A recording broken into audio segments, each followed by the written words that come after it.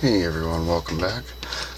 Trouble sleeping tonight, so another late night video. Here I have this really neat Euro style small 4-pin lock that came off a screen door somewhere.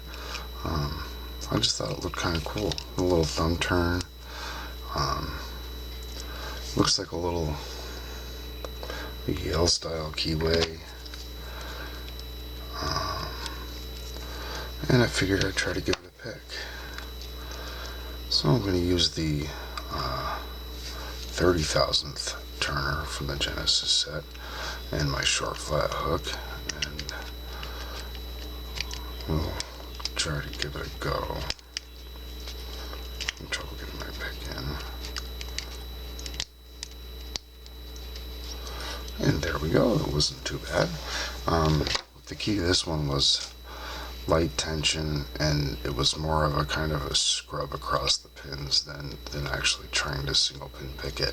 I did try this once off camera before. I tried to make a video on it a little bit ago, but I couldn't get it picked, so I deleted the video and played with it for a little bit, and then realized that going from the back and just kind of scrubbing along the pins,